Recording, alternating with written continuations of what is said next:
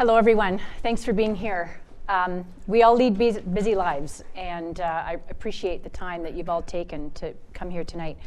And just know that this is for you, this is for me, but this is for everybody, because what you learn in these spaces, you can take home and apply reality. If you ask me, there are two very important things that we need to understand in life to create more grace and ease, to have a better experience, to deal with less shit, let's face it. Number one is, who is this?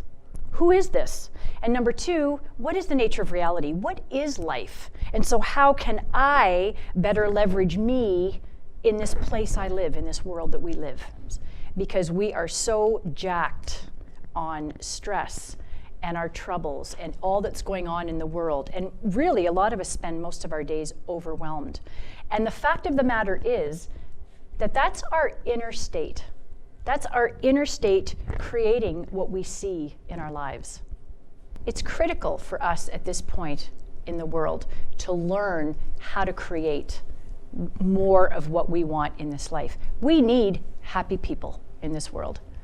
We need to learn how to leverage these gifts that we come into this world with into something that looks more like a better experience of our lives. And we need to teach this. We need to talk about it. We need to take it from here and learn and grow it. Nothing outside of us is ever going to cure our ails or what it is that we need. This is always an internal. Leadership, happiness is all an inside job. And you know what? It's a tweak. We're there. We're 90% of the way there. We just have to tweak a few things that we do, things that we think, feel, say, and do to create something completely different in our lives. Now, this story blew my mind because this one tells you exactly what it is that he's talking about. When we see your prayers, I began, what are you doing?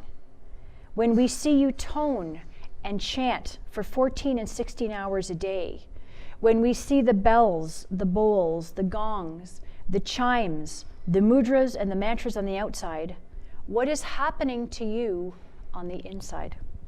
As the translator shared the abbot's reply, a powerful sensation rippled through my body, and I knew that this was the reason we'd come to this place. You have never seen our prayers, he answered. Because a prayer can't be seen.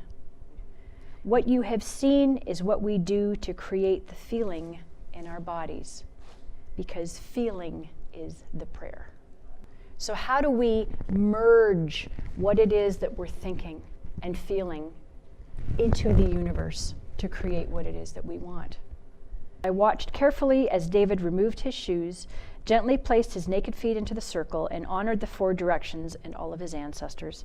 Slowly, he placed his hands in front of his face in a praying position, closed his eyes, and became motionless. Oblivious to the heat of the midday desert sun, his breathing slowed and became barely noticeable.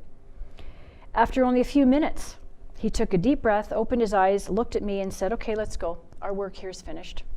"Already?" I asked. "I thought you were going to pray for rain." David's reply to my question has been the key that has helped so many to understand this kind of prayer. "No," he replied, "I said that I would pray rain. If I had prayed for rain, it could never happen. I began to have the feeling of what rain feels like. I felt the feeling of rain on my body, and what it feels like to stand with my naked feet in the mud of our village plaza because there has been so much rain. I smelled the smells of rain on the earthen walls in our village and felt what it feels like to walk through fields of corn chest high because there has been so much rain." Following the prayers of rain, he described how feelings of thanks and appreciation were the completion of the prayers, like the Amen of Christianity. Through our thanks, we honor all possibilities while bringing the ones we choose to this world. Research has shown that it's precisely this quality of gratitude and appreciation that releases the life-affirming chemistry of powerful hormones in our bodies and strengthens our immune systems. Prayers for healing empower the sickness. Prayers for rain empower the drought. Continuing to ask for these things only gives more power to the things that we would like to change, he said. And until we take 100% responsibility for our lives, the good, the bad, and the ugly, we can't ascend that first step into where we're going in life. And knowing that we create everything, we are the architects of our life. Now, is there anything more important in life to know? Thanks, everyone. Thank you. Thanks for coming.